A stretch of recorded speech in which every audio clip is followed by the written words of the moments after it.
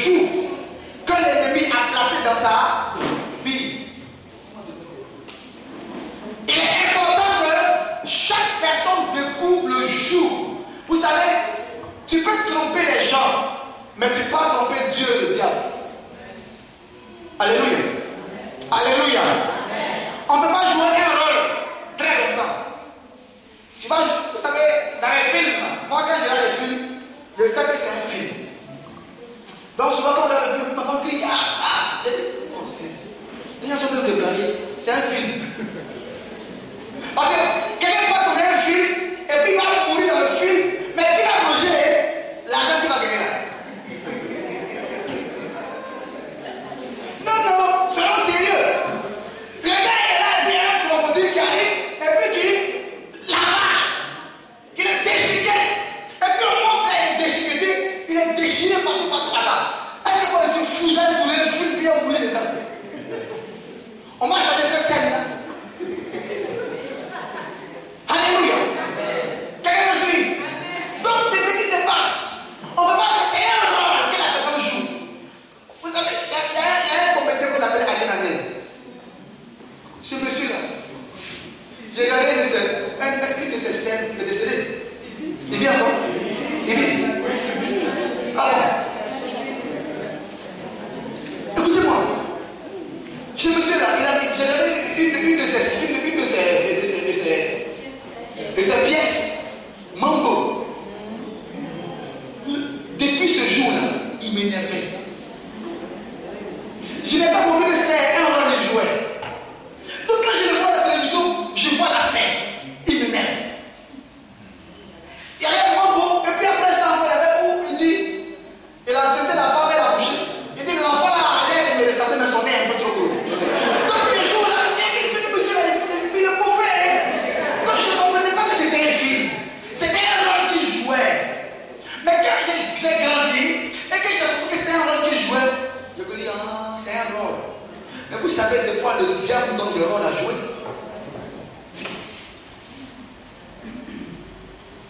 Dis à ton voisin, est-ce que tu sais que le diable donne des rôles à jouer à les gens? Alléluia. Il y a des rôles que les gens jouent. Mais on ne peut pas jouer un rôle longtemps. Tu seras découvert un jour. Tu peux te cacher dans le rôle. Mais un bon jour, tu seras dévoilé. Quelqu'un me suit? Quelqu'un me suit? Tu peux paraître bon aux yeux des gens. Tu peux même marcher d'une manière devant les gens. Ils vont t'apprécier, mais un bon jour, le rôle là, on va découvrir ton véritable visage. C'est ce que le diable fait. Des fois, il nous fait paraître. Et puis après, notre vrai visage sort maintenant. C'est bon? Alléluia. Lamentation chapitre 5. Je lis. À partir du verset 1. Souviens-toi, Éternel, de ce qui nous est arrivé. Le verbe à quel temps? Au futur? Non, de ce qui nous est arrivé dans le passé. On est d'accord? Regarde, vois notre opprobre. Le verbe à quel temps? Présent. Donc ce qui est passé agit. Donc ce que je vis maintenant là est ce qui s'est passé dans le passé. Il dit quoi? Éternel, souviens-toi de ce qui nous est arrivé. Qu'est-ce qui t'est arrivé? Et continue, vois notre opprobre. Et maintenant, il va détailler l'opprobre. Écoutez-moi, l'opprobre, c'est une grande humiliation, une grande honte. C'est le top de la honte. Quelqu'un me suit? Il dit, notre héritage a passé à des étrangers, nos maisons à des inconnus. Nous sommes orphelins sans père. Nos mères sont comme des veuves. Nous buvons notre eau à prix d'argent. Nous payons notre bois. Nous sommes poursuivis. Comment?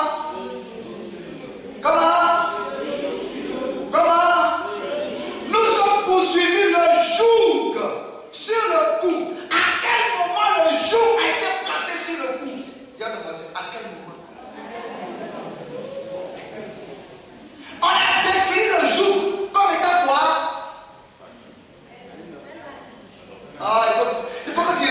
est à l'introduction. Il faut que tu retiennes. C'est quoi un jour? Poli. C'est pas tricherie, poli. C'est quoi un handicap? Tout. Reprends, faut le lire. C'est quoi un jour? C'est toute chose que l'ennemi a fait dans notre vie pour empêcher de progresser. C'est un handicap.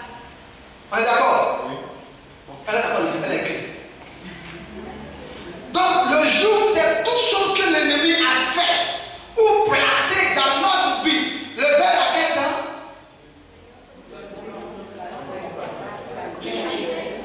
Je peux le lire s'il vous plaît. On parle en français, hein? Écoutez-moi. Un jour, c'est toute chose que l'ennemi a fait, passé ou placé. Participe passé dans notre vie et qui vous handicape. C'est à quel temps? Présent. C'est-à-dire que ton handicap que tu vis maintenant a commencé dans le passé. Vous me suivez? La maladie que tu vis là a sa source dans le passé. La situation que tu vis a sa source dans le passé. L'échec que tu connais a sa source dans le passé. Les problèmes que tu connais maintenant ont leur source dans le passé. Donc il faut faire quoi? On doit remonter le temps. Il faut dire amen. Pendant ces 5 jours, on va remonter le temps dans la vie de quelqu'un. Il y a un film que j'aime bien là, super beau. Les gens remontent dans le temps. Alléluia. Ils remontent dans le temps. On va remonter dans le temps. Il dit quoi? Nous sommes poursuivis le jour. C'est-à-dire le jour sur le coup. Voyez un peu. Regardez l'image du jour. Vous voyez les bœufs au village. Les bœufs, on va faire quoi? On met des bois à leur cou. On peut mettre 2 bœufs à côté là. On est d'accord? Et puis on met des bois à leur cou. Et puis c'est bien enchaîné. Il y a un au-dessus, il y a un en bas. Et puis c'est bien fermé là. Et puis il y a un autre bois qui pend. Quelqu'un me suit? Qui est vertical. Donc il y a d'abord 2 bois horizontaux. Et puis il y a un bois. Oh, ça ressemble à la croix ça. Ça ressemble à la croix. Porter sa croix. Alléluia. Et ces bœufs-là, on va atteler à ces bœufs-là une charge. Et si c'est pour aller cultiver, on va mettre des dents derrière, des fourchettes derrière, des fourches derrière, de sorte que quand les bœufs vont commencer à partir, ça va commencer à faire quoi? À labourer. Vous comprenez? Donc, voyez l'image du jour. Il dit quoi? Nous sommes poursuivis le jour sur le cou. Tu peux courir, mais tant que le jour est à ton cou, on va te rattraper. Tu peux parler de tu peux gérer, tu peux prier, mais tant que le jour est à ton cou, il va te rattraper. Quelqu'un me suit? Alléluia. Et c'est le jour qui t'handicape. Est-ce que un bœuf qui est libre, et alors 2 bœufs qui sont libres, et 2 bœufs qui sont attelés, entre ces 4-là, quels sont ceux qui vont le mieux courir? Ceux qui sont libres. Maintenant, regarde ton voisin, tu dis, est-ce que le retard que tu connais là, c'est pas dû au jour qu'on a placé là?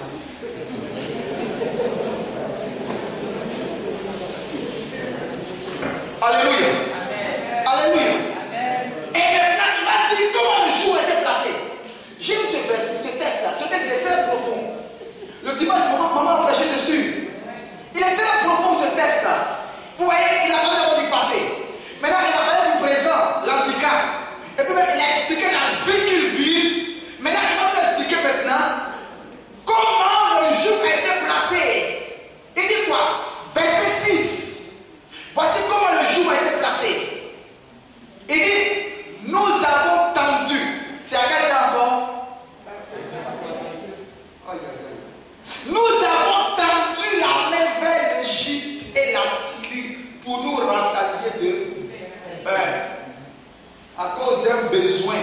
devait être satisfait, on a placé un joug. Alléluia. Alléluia. Quel est le joug qui pèse sur toi? Est-ce que vous savez qu'il y a des jougs qui ne pèsent même pas? On ne sait même pas qu'il y a un joug sur toi. Voilà pourquoi Jésus va dire, venez à moi, vous tous qui êtes là, chargés et... Donc il y a des gens qui sont chargés mais qui ne sont pas fatigués. Et dans l'église, il y a beaucoup de personnes qui sont chargées mais qui ne sont pas fatiguées. Mais tant que tu n'es pas fatigué, Jésus n'entrera pas en action. Est-ce que quelqu'un peut casser le papier maintenant? Alléluia. Quelqu'un me suit? Il dit, venez savoir pour tout ce qui est chargé. Parce qu'il voit que tu es chargé. Dis-moi, un bœuf qui a un joug sur le comment? Chargé. Mais Jésus voit ta charge. Mais il veut te décharger. Mais pour te décharger, il faut que toi-même tu demandes. Et il y a beaucoup de chrétiens qui sont dans l'église aujourd'hui, qui sont chargés, mais qui ne demandent pas d'être déchargés. La délivrance est à 80% la responsabilité de la personne qui est chargée. Et puis à 20% de la personne qui décharge. Quand une femme a une cuvette d'eau sur la tête, je vais poser une question. Qui pousse le plus? Quand toi tu veux décharger cette femme, le poids là, c'est qui a plus de poids? C'est la femme. C'est sur sa tête. Donc elle va plus pousser. Ça dit quoi? C'est sur sa tête, c'est équilibré. Elle va s'abaisser un peu. Donc ça va rester sur ses bras d'abord. Maintenant, toi qui lèves là, toi tu attrapes le bout seulement. Je parle à quelqu'un ce soir. Ça dit que ta délivrance dépend de toi-même. Ta délivrance dépendra de toi-même. Si toi tu n'es pas fatigué, quand tu vas commencer à prier, tu vas t'amuser. Tu vas faire semblant de prier. Ça marche. C'est le parent qui est aussi. Comme il fait quand même. Comme le pasteur me regarde là, il fait quand même. Et il faut dire, au nom de Jésus. Si il ne dit pas qu'il n'est pas dit. Au nom de Jésus. Ça c'est du bout des lèvres. Il n'a pas ça de ton cœur. On peut prier du bout des lèvres. On peut prier du fond du cœur. Mais c'est la prière qui vient du. On dit quoi? Si deux d'entre vous s'accordent, l'accord vient de deux personnes. Mais il dit quoi? Si tu crois dans ton cœur et si tu confesses de ta bouche, c'est ce que tu crois là. Quand tu confesses, il y a des résultats. Et pendant ces 5 jours, quand tu vas comprendre ce qu'on est en train de dire et tu vas commencer à proclamer, si ta bouche et ton cœur sont un, la délivrance sera authentique. Quelqu'un me suit? Laissez-moi finir la définition puis on va prier un peu. Alléluia. Alléluia. Donc, on dit quoi? La délivrance des fondements. 1. Les alliances. Maintenant, qu'est-ce qu'une alliance? On est en train de poser les bases. Une alliance, c'est quoi? Page 8. Une alliance est un contrat. Dis à ton voisin, il y a quel contrat entre toi et le diable pour que ce jour-là te mette dans ta vie encore? Quand il y a un contrat entre toi et quelqu'un, il faut fuir. Il va prendre le contrat partout où tu passes. On est d'accord? Une alliance est un contrat, est un accord entre une entente, une union. Bon, alors étape par étape. Un contrat, ça veut dire qu'on s'est assis, on a discuté. On s'est mis d'accord et puis on a signé. Est-ce que vous savez qu'il y a des contrats que les gens signent? Toi, tu n'es pas là, mais tu es engagé. Il y a des crédits que le président peut aller prendre dans notre pays. Mais toi, tu vas assumer. Quelqu'un me suit? Oh. Il peut prendre des crédits pour venir faire des choses dans le pays, pour réaliser dans le pays. Mais quand il va venir réaliser, lui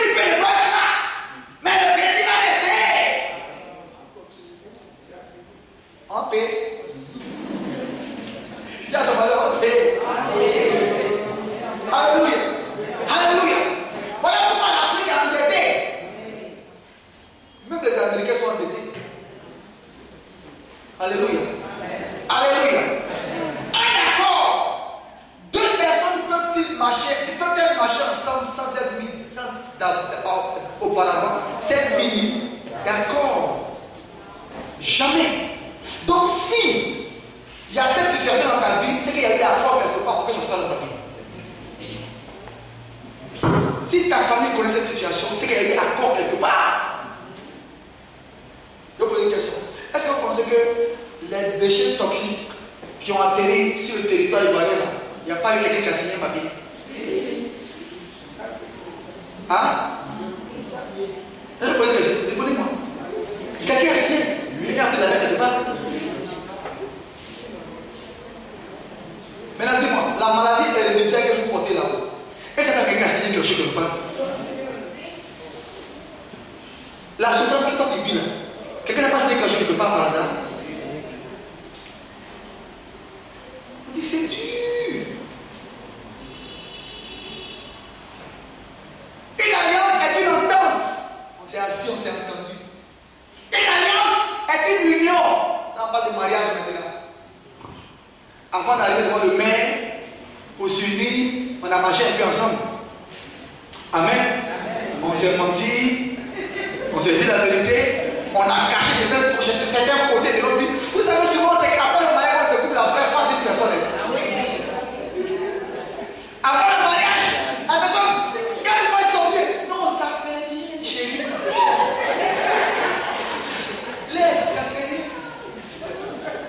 Ah, chérie, tu m'as donné la matin, vraiment, je suis allé marcher, normalement, je vais dépenser seulement 25 000 francs, mais j'ai dépensé tous les 100 000 francs. Non, ça fait rien, chérie. Mon argent, c'est ton argent, ça fait. Mais après, quand on rentre dans le mariage, hein, et puis maintenant, tu as donné 2 000 francs, tu dépenses 800 francs, tu vas même mettre 200 francs. La vraie face sort. Le vrai visage sort. Tu ne connaissais pas? On ne dépasse, on a caché ça. On n'a pas dit à l'autre. Maintenant il découvre. Le malade est là. Allons-y, on marche dedans. Non, on se frotte le nez, on marche. On marche. On marche. Je me rappelle à Djamé, il y avait une dame qui venait d'arriver à l'église et puis elle était avec un monsieur. Et les deux voulaient s'unir. Mais la dame avait connu un problème de foyer, puis elle avait divorcé. Les deux devaient s'unir. Et puis le pasteur, l'apôtre, il dit, bon, pour vous là, je trouve que c'est trop rapide. Ce qu'on va faire, apportez-moi le test du sida. Il n'avait jamais demandé ça à des futurs mariés. Il dit, apportez-moi un test de sida, un bulletin.